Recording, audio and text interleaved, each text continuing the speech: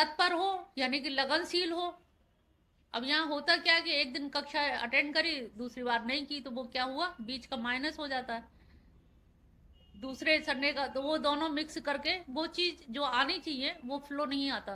तो शिष्य के लिए उन्होंने कहा ये विशेष है कि आपका वो क्या है, कंटिन्यूटी, लगनशील, तत्पर यानी कि तत्परता, ग्रहण करने की लगन, निष्ठा अंदर से, और संयत इंद्रिय, इंद्रियों में संयम हो।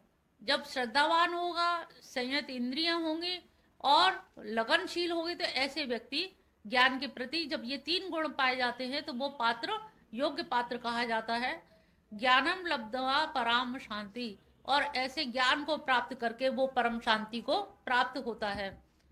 शांति अधिगच्छति।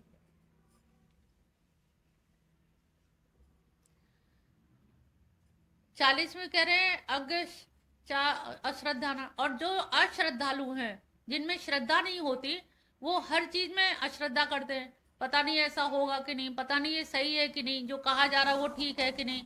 तो ये जो चीज है, आशंका जो है, आशंका, वो आशंका आपको कहीं का नहीं रहने देती, और ऐसे शंकालु व्यक्ति का जीवन जो है अधम जीवन होता है। और संशय आत्मा का पहले भी बताया कि जर्मनी दार्शनिक डेकार्ड है, तो उन्होंने कहा कि संशय आत्मा में संशय नहीं किया जा सकता।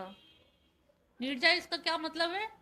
संशय आत्मा में संशय, संशय हो, ये करें ये ना करें, हाँ निश्चित स्थिर बुद्धि ना हो। हाँ, लेकिन किसी चीज पे इस सेंटेंस का क्या मतलब है? संशय आत्मा में संशय नहीं किया जा सकता। क्यों नहीं किया जा सकता? कारण, क्योंकि संशय आत्मा स्वयं सिद्ध कर रही है कि मैं हूं, तभी तो संशय कर रहे हो ना। संशय भी एक वृत्ति है ना, एक वृत्ति है। तो मैं संशय आत्मा, जैसे डेकार्ट से सब लोगों ने कहा आत्मा नहीं है, तो वो नहीं का विवेचन कर रहा है, तो है तो सही, विवेचन नहीं का कर रहा है, लेकिन है तभी तो नहीं कर रहा है ना। अगर है नहीं होता तो नहीं भी नहीं होता, तो हम हैं तभी तो मना कर रहे हैं। अब तुम कहते हो तुम नहीं हो, तो ये मना करने वाला कौन है? मना कौन कर रहा है? हाँ, तो आत्मा सिद्ध हुई ना, अंतर आत्मा कर रही है, तो सिद्धि किसकी हुई? आत्मा की सिद्धि हुई। आत्मा है तभी वो संशय कर रही है। तो ये जो संशय आत्मा है, जहां ये शब्द देगा संशय आत्मा विनश्यति, तो संशय आत्मा का विनाश होता है। लेकिन संशय है, इससे आत्मा की सिद्धि होती है। तो यहाँ पर संशय आत्मा नायम लोको अस्ति, उसके लिए ये लोक तो है ही नहीं, फिर परलोक की तो बात ही क्या कहें इस लोक में भी, क्योंकि संशय वाला आदमी कहीं आगे बढ़ता नहीं है। एक दर्शन का विद्यार्थी था, जेल हो गई किसी तरह से उसे, तो जेल में ये कहा कि भाई तुम और कोई काम नहीं कर सकते तो रसोई के पास चले जाओ, वहां तुम काम करना। तो उसको मटर का काम दे दिया गया कि मटर के दाने, बड़े दाने एक तरफ करना और छोटे दाने एक तरफ कर लो। भोजन बनने की बारी आई तो भोजन के लिए मटर तैयार नहीं थी, तो जेलर ने डांटा, क्यों भाई मटर क्यों नहीं तुमने तैयार की? ये तुमसे बताया था कि मोटे दाने एक तरफ कर लेना, छोटे दाने एक तरफ कर लेना। कह लें वो तो मैं कर लेता, और किए भी। मैं बैठा इसलिए हूँ कि जो मजले दाने वो कहाँ जाएंगे, इसलिए मैं बैठा हूँ। मुझे आपने बीज का तो बताया ही नहीं, और हर चीज की बीज की मध्यम की तो होती है। मोटे दाने मैंने कर दिए एक तरफ, अब छोटे में भी दोनों के बीच का भी है, उनको मैं कहाँ ले जाऊं, इसलिए मैंने छील के मटर रखी नहीं तैयार, क्योंकि मजले के लिए तुमने नहीं बताया। तो अब जब संशय हो जाता है किसी आदमी में, तो इसमें क्या है, लोकोयम, इस लोक में भी वो कुछ नहीं कर पाता है, फिर परलोक की सिद्धि तो उसके लिए बहुत ही कठिन चीज है। तो यहाँ पर लोको अस्ति न परो सुखम संशय, और कहा कि इस संशय आत्मा के लिए सुख भी नहीं है, क्योंकि वो डाउटफुल ही बना रहता है, करूं कि नहीं करूं, क्या करूं, कैसे करूं। यहाँ अर्जुन जो है वह किम कर्तव्य विमूढ़ की साक्षात मूर्ति है।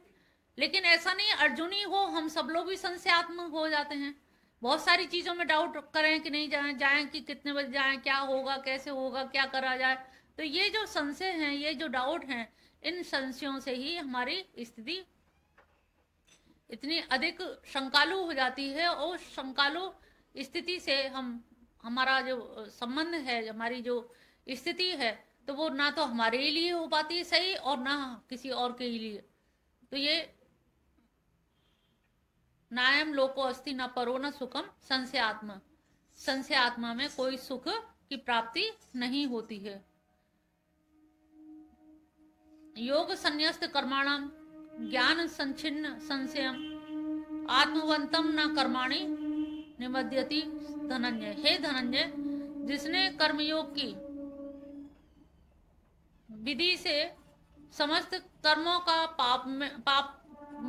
कर्मों का परमात्मा में अर्पण कर दिया है। अब ये अर्पण करने का जो विधान है, आप सारे कर्मों को भगवान के अर्पण कर दें, और भगवान के अर्पण करने से क्या है, उस कर्म का जो दोष होता है वो भी आपको नहीं लगेगा। क्योंकि काम करने में काफी दोष तो होते ही, परफेक्ट काम तो कोई 100% नहीं करता।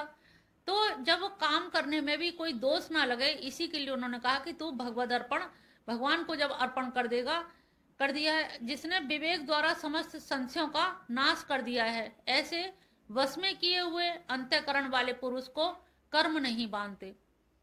तो जिसका अंतःकरण इस प्रकार का हो गया है, तो उसको ना कर्माणी आत्मवंत, आत्मवंत मतलब जो आत्मा में स्थित हो गया है, ऐसे व्यक्ति के कर्म उसको ना निबद्धति, बांधते नहीं है। कर्म तो करता है, अकर्मण कोई नहीं रह रहा, लेकिन कर्म करता है, लेकिन वो कर्म उसको बांधते नहीं है। तस्माद ज्ञान संभूतम, इसलिए हे भरतवंशी, भारत कहा है, भारत मतलब भरतवंशी, कितना बड़ा टाइटल अच्छा दिया है। हे भरतवंशी अर्जुन, हृदय में स्थित इस अज्ञान जनित अपने संशय का विवेक ज्ञान द्वारा तलवार से, असिन, असिन माने तलवार से काट के, संशय को काट करके, ज्ञान से को अपने हृदय में छेदन करके, अज्ञान का छेदन करके साधन रूप कर्मयोग में स्थित हो जा। और स्थिति मत हो जा, उठ जा। तो सबसे बड़ा क्या है उनका, योगम अतिष्ठ, योग में स्थित हो जा और उत्तिष्ठ, और उठ। हे भारत तू उठ। हर जगह उन्होंने उठने के लिए आह्वान किया है कि वो उठ के खड़ा हो जाए, क्योंकि भगवान का यहाँ पर जो लक्ष्य है वो लक्ष्य से कभी हटे नहीं। उन्होंने कहीं पर भी ऐसा नहीं किया है कि अपने लक्ष्य से बात ज्ञान पे आ गए तो उन्होंने ज्ञान की तरफ मोड़ दें। ज्ञान की बात धारा वही चली है, स्टेशन कर्म का पकड़ लिया, तो उन्होंने सारी धाराएं वही चलाई हैं। और सबसे अच्छा ये जो बताया है कि प्राणों का प्राण में, इससे क्या होता है, प्राणों को प्राण में करने से प्राणायाम के द्वारा शरीर तो स्वस्थ होगा ही होगा, बुद्धि भी आपकी स्वस्थ होगी। और प्राणायाम ऐसा यज्ञ है, इसको कौन नहीं कर सकता। प्राण का अपान में, अपान का प्राण में, प्राणायाम किसी भी प्रकार से। और इससे क्या है, मन केंद्रित बहुत जल्दी हो जाता है। बहुत से लोग कहते हैं ना कि हमारा मन नहीं लगता, मन ठहरता नहीं है, कभी कुछ दिखता है कभी कुछ, तो ऐसे लोगों के लिए प्राणायाम बहुत जरूरी है। यहाँ पर क्या होता है, मन जो है आपके श्वासों का दृष्टा बन जाता है, मन आपको देखता है। और देखते देखते क्या है कि इसको कहते हैं ना, मन की एक जो स्थिति, वाणी की जैसे स्थिति, पश्यंती, बैखरी, मध्यमा, पश्यंती और परा, ये 4 वाणी हैं। अब जप यज्ञ में हमारी 2 वाणी तो काम आती हैं, बैखरी और मध्यमा, लेकिन जो पश्यंती, ये जो वाणी का तीसरा रूप है, वो आपकी मन की सभी गतियों को देखती है। और जब हम प्राणायाम करते हैं तो ये जो सूत्रधार है हमारी, ब्रह्मरद्र जो है, ये भगवान से, ब्रह्म से कहीं ना कहीं मिल जाता है। ज्यादातर हम लोग 3 बजे 4 बजे जो ध्यान के लिए कहते हैं, ये प्राणायाम के लिए, तो इससे क्या है कि वो सूत्रधार आपका वहां से जुड़ जाता है। और वहां से जुड़ने के बाद क्या है कि उसमें क्या होता है कि आप बाहर के वायुमंडल में, जैसे हमने सांस बाहर फेंकी, बाहर आई, तो बाहर के साथ में उन्होंने कहा कि बहुत सारे आपके संकल्प विकल्प जो मन में विचार थे ना, वो बाहर चले जाते हैं। जब आपके बाहर चले जाते हैं तो दूसरों के भी जब बाहर जाते हैं, तो आप क्या करते हैं, दूसरों के ग्रहण भी कर लेते हो। जब सांस अंदर लेते हो तो दूसरों के विचारों को, संकल्पों को ग्रहण भी कर लेते हो। जब दूसरों के संकल्पों को ग्रहण करते हैं तो हमें कभी कभी कहते हैं ना, इंट्यूशन हो रहा है कि ऐसा होने वाला है। इंट्यूशन क्यों होता है, अंतर्दृष्टि, अंतर्ज्ञान, ये क्यों होता है, क्योंकि हमने सवेरे 3 बजे 4 बजे उठ के जो प्राणायाम किया, तो वायुमंडल में जो विचार घूम रहे थे, जो वाइब्रेशन से तैर रही थी, घूम रही थी, उनको हमने कैच कर लिया। और कैच करके उनको देखा कि अरे ऐसा लग रहा है कि किसी ने इस तरह का, या हमारे कोई संपर्क में है वो उनका ऐसा होने वाला है, काफी चीजें परिदृश्य स्पष्ट सा हो जाता है। तो हमारे जो संकल्प हैं तो उनको हम बाहर निक्षिप्त करते हैं, फेंकते हैं और दूसरों के संकल्पों को ग्रहण करते हैं। लेकिन ये जब पश्चंती की धारा आती है तो वहां पर हम केवल अपने कर्मों को देखते हैं साक्षात रूप से कि हम क्या सही कर रहे हैं, क्या गलत कर रहे हैं, कैसे ईश्वर से हमें जप करना है, कैसे तप करना है, और मन को संकल्प विकल्प विहीन बनाना है। पश्चंती में ये होता है कि हम दृष्टा भाव से देखें कि हमारे जो संकल्प उठ रहे हैं उन संकल्प को पूरा करने के लिए फिर हम परेशान रहेंगे। संकल्प उठा तो उसके लिए हमें कोई हवन करना है तो सामग्री जुटानी है, क्रियाशील बनना पड़ेगा, अर्थ व्यय भी होगा, बाहर भी लोग 4 लोगों को बुलाना पड़ेगा, 4 लोगों से कहना पड़ेगा, पूरा सरंजाम जुटाना पड़ेगा। तो उन्होंने कहा इससे अच्छा जप यज्ञ अच्छा है। जप यज्ञ से भी आपका ये ज्ञान यज्ञ सही है, स्वाध्याय यज्ञ है जिसे आप नित्य कर सकती हैं। तो ऐसे ही यज्ञ का, और प्राणों को प्राणों में जब यज्ञ करोगे तो यहाँ पर क्या है, उस यज्ञ की बात करते हुए भगवान जी यहाँ पर ले आए। तुम्हारा मानसिक स्वाध्याय जो होगा और ज्ञान यज्ञ होगा तो इससे क्या होगा, आपका दिल दिमाग मस्तिष्क और मन इनको खुराक मिलेगी, ये स्वस्थ हो गए। और जब प्राणायाम किया तो इससे हमारा शरीर स्वस्थ हो गया। तो इतना अच्छा यज्ञ और कौन बता सकता है। तो हमारे ये जो यज्ञ है, इन यज्ञों का इस प्रकार से ये जो अनुष्ठान हुआ, प्राण का प्राण में अनुष्ठान हुआ, और इस प्राण का प्राण में अनुष्ठान होने से हमारी जो अंदर की जो ऊर्जा है, ऊर्जा में प्रयोग हुआ, प्राण का अपान में, अपान का प्राण में। और प्राणायाम के द्वारा हमने व्यष्टिगत लाभ भी पाया, यानी कि शारीरिक लाभ भी पाया, और शरीर का लाभ ये हुआ कि हमारा शरीर स्वस्थता का अनुभव करने लगा। जो तनाव थे वो सब रिलीज हो गए। चाहे भ्रामरी प्राणायाम वगैरह करो तो उससे बड़ा रिलैक्स फील होता है। तो इस तरह से भगवान सारे यज्ञों से ला करके उन्होंने एक यज्ञ को बिल्कुल नया आयाम दे दिया कि तुम स्वाध्याय भी नहीं कर सकते हो, अनपढ़ हो, अक्षर ज्ञान नहीं है, तो कम से कम प्राण वायु को तो आप आवागमन को तो देख सकते हो। प्राण वायु आ रही है, वायु जा रही है, ये तो एक किसान भी देख सकता है। इसके लिए शिक्षा भी जरूरी नहीं है। आप कहो स्वाध्याय हम कैसे करें, हम तो स्वाध्याय के लायक ही नहीं, हमें तो दिखाई ही नहीं देता, हमें तो चश्मा ही नहीं है। उन्होंने कहा वो भी सब जाने दो, छुट्टी करो उनकी भी। श्वास तो आ रही है कि नहीं आ रही है, बिना श्वास वाला तो यहाँ कोई बैठा नहीं है, श्वास तो सबके पास है, बस उसके दृष्टा बन जाओ, श्वास के दृष्टा बन जाओ। कभी उसको आते जाते देखो, कभी रोक के देखो, रोक के देखोगे तो अभी एनर्जी फील करोगे, आते जाते देखोगे तो अभी मन एकाग्र होगा। तो हर तरह से फायदा है। तो सारे यज्ञों से ला करके उन्होंने केंद्रीभूत कर दिया प्राणों का प्राणों में। इसमें तो आपका हृदय लगे ना फिटकरी रंग चोखो ही चोखो, तो इसमें तो आपका कल्याण ही कल्याण है, इसमें कहीं कोई समस्या आनी ही नहीं है। तो इस तरह से हम देख रहे हैं कि भगवान ने यज्ञ को कितना बड़ा नया आयाम दिया, और उस नए आयाम से यज्ञ का रूप वही रहा, और रूप वही रहा, लेकिन अंदर की जो चीज मटेरियल था, जो चीज थी, वो चीज को उन्होंने बिल्कुल रूपांतरित कर दिया। बिल्कुल अंदर से हर मानव जाति के हर वर्ग के लिए, हर उम्र के लिए ये प्राणायाम या स्वाध्याय या गीता ज्ञान यज्ञ, ये सभी के लिए, हर वर्ग जाति के लिए, चाहे नर नारी हो या कोई भी हो, यहाँ तक कि कोई अपंग भी है तो वो भी उस यज्ञ में शामिल हो सकता है। इतना अच्छा जो यज्ञ का हमें चतुर्थ अध्याय में जो देखने को मिला है वो अद्वितीय है, और एक एनर्जेटिक फील करते हैं कि नहीं हम भी यज्ञ के भागीदारी हो सकते हैं। वो चाहे कोई सा भी यथेच्छसी तथा कुरु, जो भी तुम्हारी इच्छा हो, जैसा भी यज्ञ में आपका अधिकार हो, जिस प्रकार के भी यज्ञ में आप दखल रखते हो, अधिकार हो सकता है आपका। यहाँ पे अधिकारी भेद भी नहीं है, पात्र का ये भी नहीं देखना कि अधिकारी हो या नहीं हो। अगर आपके अंदर क्षमता है तो आप स्वयं स्वधर्म की जो परिभाषा बताई थी, तो स्वधर्म की क्या है, अपना धर्म आप ज्यादा जानते हो। अपना धर्म मतलब अपना स्वभाव, अपना कारण शरीर जो है वो आप ज्यादा जानते हो। तो आपका जो स्वभाव है, स्वभाव के अनुसार ये यज्ञों की आप विवेचना जो की गई है, इतने प्रकार के यज्ञ की, उसमें आप ग्रहण कर सकते हैं, धारण कर सकते हैं। श्रीमद् भगवद गीता का 5वां अध्याय इससे पूर्व चतुर्थ अध्याय है, अब ये 5वां अध्याय है। चतुर्थ अध्याय में ज्ञान कर्म संन्यास योग, उस अध्याय को सुनकर के अर्जुन को ऐसा लगा कि भगवान ने ट्रैक चेंज कर दिया है, पैकिंग चेंज हो गई है, कर्म की बात हो रही थी और ज्ञान पर आ गए हैं। इसका मतलब है भगवान अब ज्ञानाग्नि दग्ध सारी चीजों से सर्वोत्तम बताया ज्ञान को, ज्ञान को सर्वोत्तम बताया। तो यही तो वो चाह ही रहे थे, अर्जुन का यही मानना था कि किसी तरह से ज्ञान की ओर मुझे उन्मुख कर दें, ज्ञान प्राप्त करने में कुछ है नहीं है। लेकिन आखिरी शब्द जो बोला, जो श्लोक बोला, योगम तिष्ठ, योग में तिष्ठ हो जा, तिष्ठ होने के योग में का अनुसरण नहीं बल्कि उत्तिष्ठ, फिर कहा उत्तिष्ठ खड़ा हो जा। तो खड़ा तो ज्ञान के लिए हुआ नहीं जाता, युद्ध के लिए खड़ा हो। तो अर्जुन की बुद्धि चकरा गई कि अभी तक तो ये ज्ञान योग की बात कर रहे थे और मेरी भी समझ में आ रहा था कि ज्ञान की जो अग्नि है उसमें अगर कर्मों को हम ज्ञान ग्रहण कर लें, और वो तो सन्यास की पहले से बात ही कर रहा था, कर्म सन्यास की।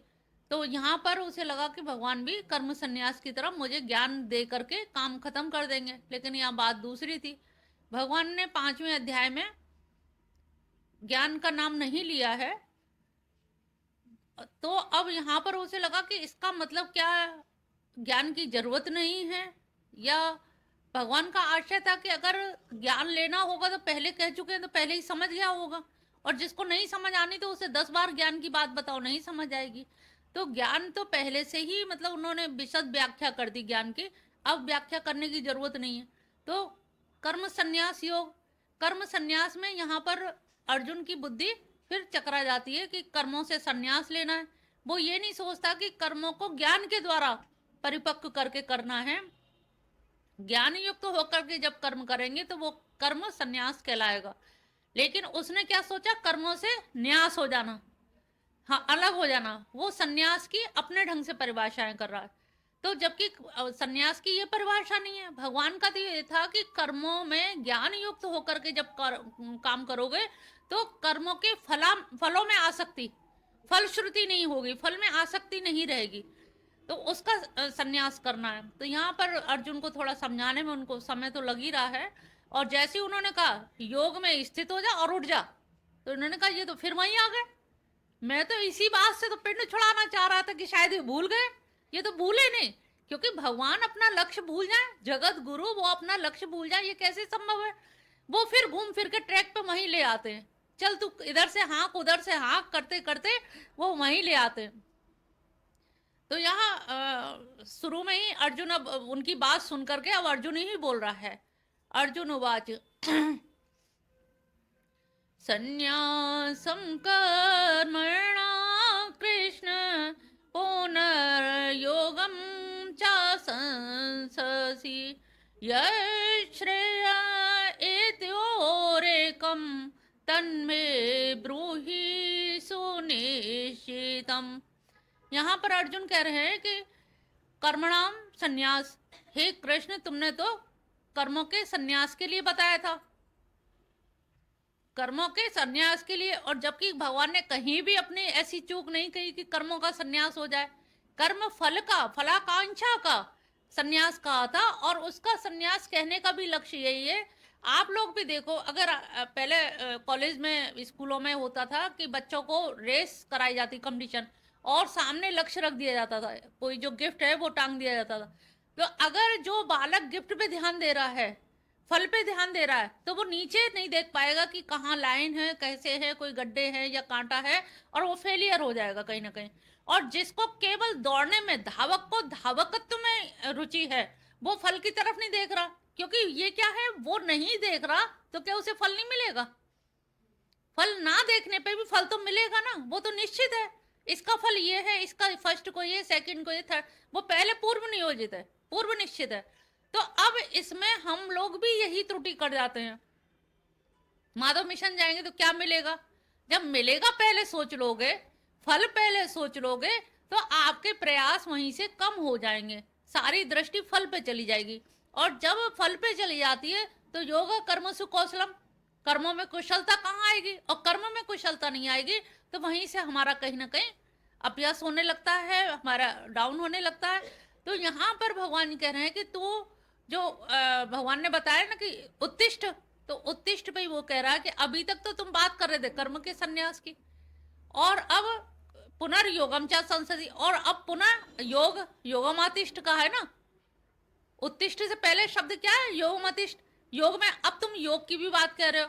अब मेरे ये समझ नहीं, यश श्रेयम तयोर एकम, जो श्रेयस करो, पहले भी यश श्रेय पूछा था, या फिर पुनः यश श्रेय पूछ रहे हैं कि जो मेरे लिए श्रेयस्कर हो, जो मेरे लिए कल्याणकारी हो, वही आप दोनों में से एक का निश्चित करके मुझे बता दो, क्योंकि मैं मतलब अब निश्चय मेरी बुद्धि चकरा रही है। वो भगवान के सारी वार्तालाप को तर्कों के आधार पे, बुद्धि के आधार पे, बौद्धिक बल से समझना चाहता था। जिसका बाहुबल ज्यादा होता है उसका बुद्धि बल भी, उसे लगता है कि मेरा ज्यादा है। जनरली ऐसा होता नहीं है, कोई एक बल बहुत प्रबल होता है, लेकिन हाँ महापुरुष कुछ अलौकिक ऐसे लोग होते हैं जिनमें दोनों ही चीजें समान रूप से पाई जाए। तो यहाँ पर यश श्रेय, जो भी मेरे लिए जो कल्याणकारी हो, उस कल्याणकारी को तुम मतलब उस श्रेय को, कल्याणकारी को अब मुझे बताइए, और जब वो कल्याणकारी श्रेय मुझे पता लगेगा तब मैं उस चीज को समझ पाऊंगा। तो यहाँ पर यश श्रेय ही पूछा है, जो श्रेयस्कर हो, और जो श्रेयस्कर हो, और उन दोनों में से तन में तनि एति और एकम, उनमें से कोई एक बताना, क्योंकि मार्ग तो कोई दो पे तो चल नहीं सकता जिग जैग, वो तो एक पे ही चलेगा। तो कोई एक निश्चित मार्ग करके मुझे बता दीजिए, सुनिश्चित करके कहिए।